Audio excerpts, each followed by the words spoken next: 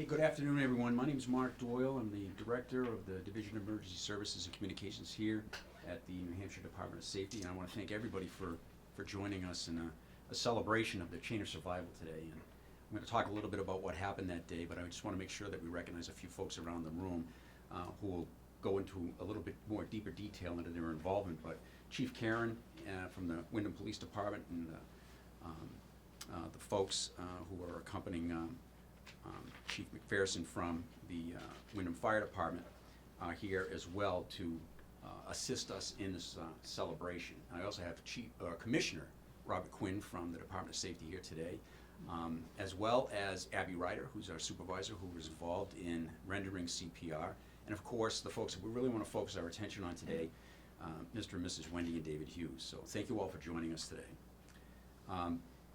On September 1st, 2002, shortly before 3 p.m., Abigail Rider, a supervisor here at the Division of Emergency Services and Communications overseeing 911, received a 911 call from a frantic woman who could be heard saying, "Please, please wake up," on the phone.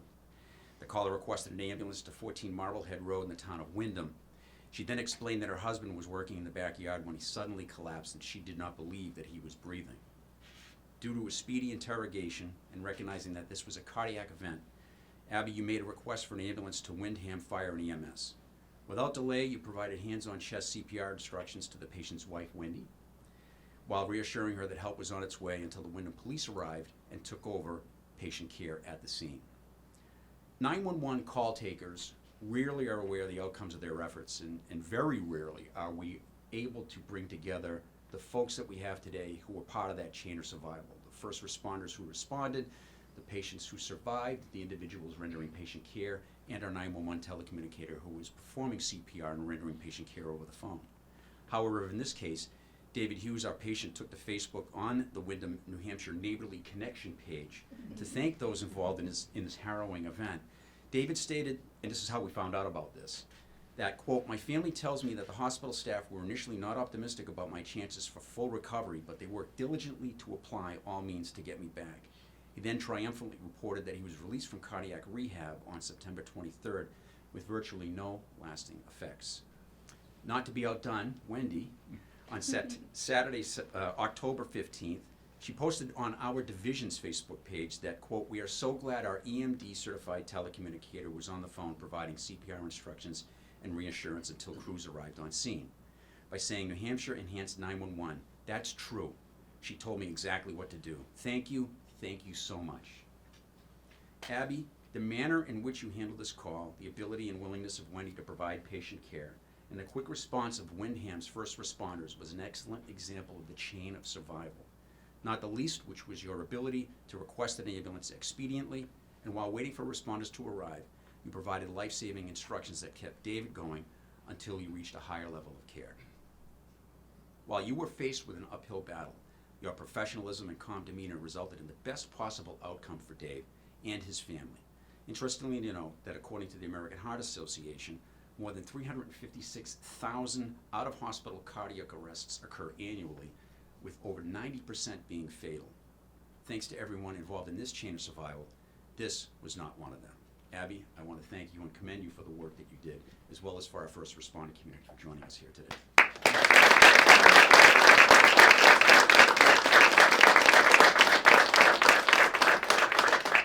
So we have some commendations to hand out and some certificates of appreciation to our first responders in the room, but I also want to give Wendy or David an opportunity to speak and have a few words to say to the folks who are here to help you recover and be able to be here and celebrate with us today. Didn't prepare anything. Good. I'll stand with you.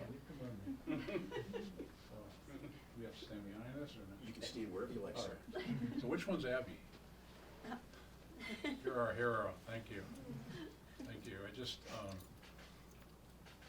the fact that you're here and you're well-trained, both here in 911 and also in the Windham Police Fire Department, that's why I'm standing here today. It's a miracle. I've tried to track the timeline of events that happened to me. one thing, I have a pacemaker. So when I was in the hospital, eventually they read out the pacemaker, and my heart was not beating for 7 minutes. Now, under normal circumstances, that's pretty much a fatality. But because you talked her through doing CPR almost immediately, and then these gentlemen showed up, it seemed like a couple of minutes, and took over. That CPR kept me alive, brought me back. So that was what happened to save my life. Without you folks, I wouldn't be here. So thank you. Thank you very much.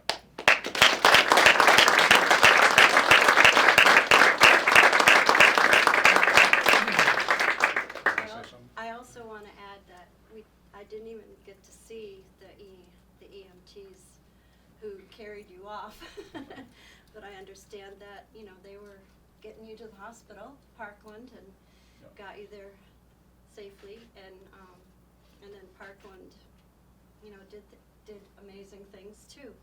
So I had never realized, I mean, I thought a 911 call was just some person sitting at a desk at the fire department. I just had no idea that it was so advanced, and I'm very thankful for, you know, people figuring out ways to be faster and be more effective and efficient, and I'm just really amazed. This whole place is just very overwhelming, I guess. But it's individuals who, I don't know if I'm a teacher. What do you want to be when you grow up? You know, I don't know if this is what you chose, but you are so valuable to us, and we don't appreciate you enough, what you go through every day and what you're willing to jump into. I'm not so brave, but somehow I got through it that day, and I got my Dave back. So thank you, thank you, thank you.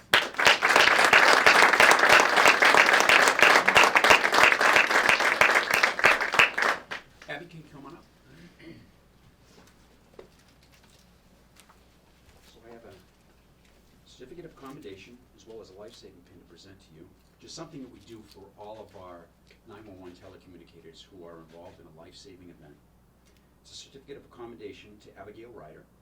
Is hereby awarded this commendation for a 911 call received on September 1, 2022 for providing excellent customer service and calming techniques while administering time-life CPR instructions for a patient, directly resulting in his surviving this event. Abigail, congratulations and thank you for all that you do.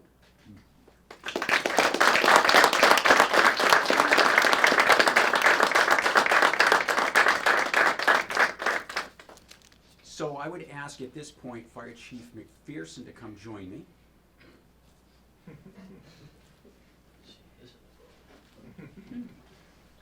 I always like to put the fire chiefs and the police chiefs on the spot without telling them that they have to speak, but they all enjoy speaking in front of people right in front of me.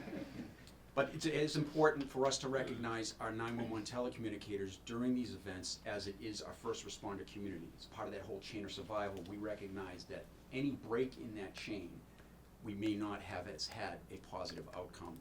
And it's because of the highly trained, efficient work that our first responders do.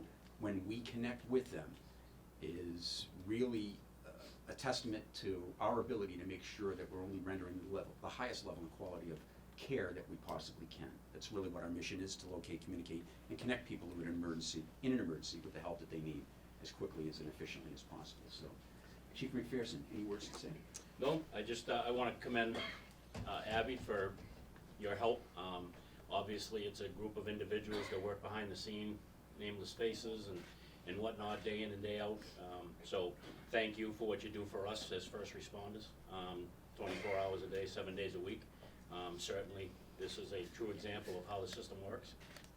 Nice to see the Hughes family here. So again, thank you on behalf of all fire, police, and EMS for what you do day in and day out.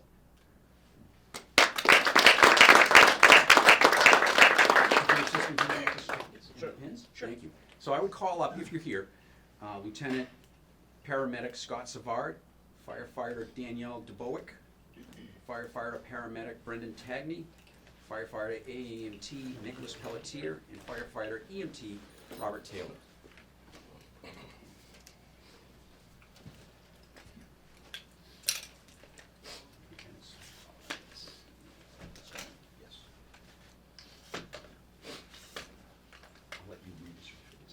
Okay, sure.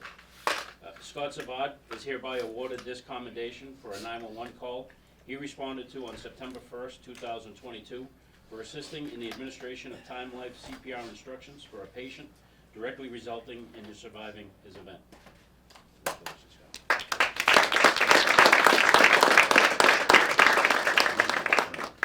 Yep. This is presented to Brendan Tagney. Is hereby awarded this commendation for a 911 call he responded to on September 1st, 2022, for assisting in the administration of time-life CPR instructions for a patient, directly resulting in his surviving his event.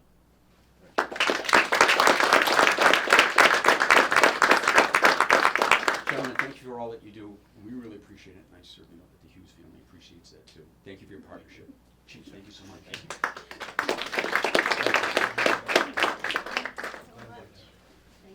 Chief Karen. Thank you, Jim. And as I mentioned before, our first responder partners in the field are as critical as our 911 telecommunicators. And no less important are the police or law enforcement side of the house when it comes to responding and rendering patient care in advance of our firefighter EMT friends who can provide that higher level of care in many of those circumstances. Chief Karen's here to assist in recognizing his team, who is also responsible as part of that chain of survival. So I would call up, if they're here, Captain Brian Smith, Captain Shane Mirasola, Sergeant Brian Bliss, Officer Chris Van Hertem, Officer Matthew Neves, and Dispatcher Crystal Wires.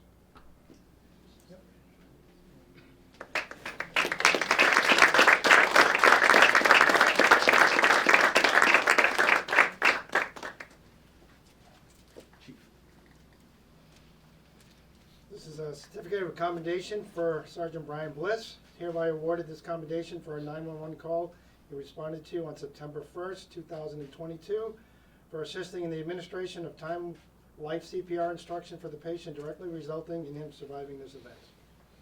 Bliss. So it's actually these two gentlemen standing next to me that were performing the CPR prior to the fire department, so they deserve most of the recognition. In the short story, I don't think it was you, but Officer Van Hertem is very familiar with this gentleman as a previous incident when he was mowing his lawn or doing something and he got a metal foot through his, or metal stake through his foot, so. Yeah, that was a warm-up for So this is a certificate of commendation to Christopher Van Hertem.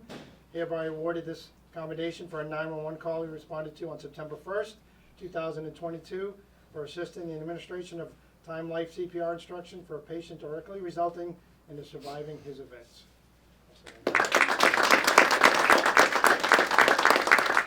finally, this is for Officer Matthew Nieves.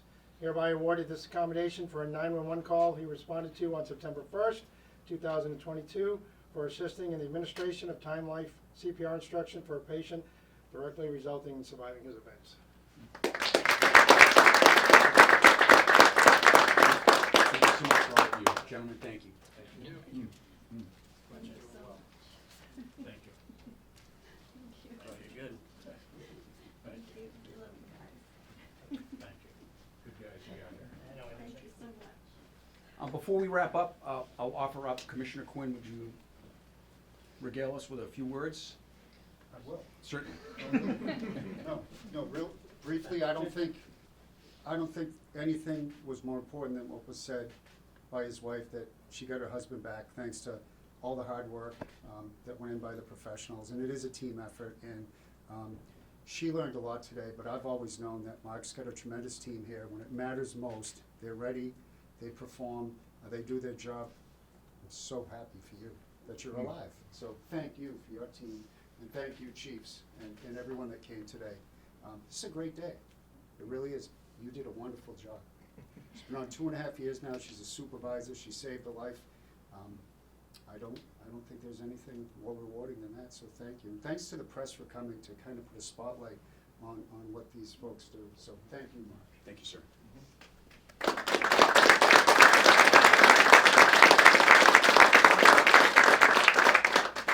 Again, just to illustrate how much has to go into making sure that we have a positive outcome. The chain of survival is only critical and is only successful as the people that make up that chain. And today, we're able to recognize that it really, really did work. And it's all part of that larger public safety continuum when we talk about how we get the call, how we handle the call, how we reconcile it, how we pass it off to our first responder community, and how it comes full circle. And this was a great opportunity to do just that. Mr. and Mrs. Hughes, thank you so much for joining us today. I'm so happy for you, and I really wish the best of luck in the future, and hope you enjoy the holidays moving forward. Yep. And again, thank you to our public safety partners, Chief McPherson and Chief Karen. The work that you folks do out in the field sometimes as well goes unrecognized, and we really appreciate all that you do. Thank you all for coming, and enjoy some beverages and some snacks too before you leave.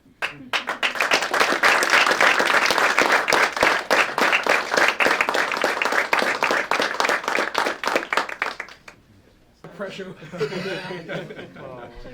Yeah, yeah, so. Person who talked to me, but, Kept you calm and everything. so, anyway, but, yeah. So Can you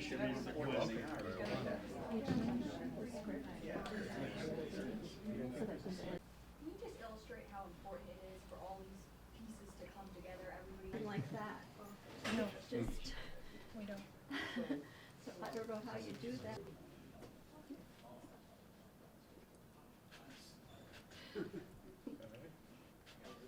No. Thank you. So in this Yeah. case, they literally saved my life. And we're very appreciative of that. That's a miracle. And Yeah. we thank God for these folks. The 911 team and the EMTs and the police and all together. So I'm very thankful. Yeah, it makes us so much more aware of what they go through every day, just not knowing what they're gonna come into and just being so diligent every day, going to work and say, well, what's gonna happen? So I'm really grateful for what they do. I was a wreck. I was frozen. I didn't know what to do. And Abby she just was very calm and just kept, she was counting with me, and she'd say, slow down. So it was just great to have her there while I was waiting for everybody to come, but they were there so fast, so. And are you guys looking forward to anything now with the holidays, just to be able to move forward from all of this? But we're going to spend it with our family, with our kids and grandkids. So that's become even more important for all of us. Because we weren't sure what the outcome would be, but it's not what happened. Yeah, and I'm hoping that we don't have any 911 calls next year. Yes. That's the goal. That was, anyway, they were there when we needed them. Yep. Yeah, all of them were. Yep. This Thanksgiving will be extra special. Absolutely, absolutely. Extra things to give thanks for. Yep. For those of you that are unaware, glad we this is moved one to of the Windham. 2 call centers that we have in the state, the other one being about 30 miles north in Laconia. You called from a cell phone? Yes. That's right. So when you called in, I'm gonna just pull up a cell screen. So for a cell screen, we're dependent on the caller to give us the information for where they are. And in this case, you knew exactly where you were because you were at home. So in that case, we ask where you are. We have our mapping software up on the right-hand side so we can just verify that what you're telling us matches. That's important, especially for people that are unaware of where they are, if they're visiting from out of state. Sometimes you kind of zone out when you're driving. So if you're not familiar with where you are, we can pinpoint you on one of our maps.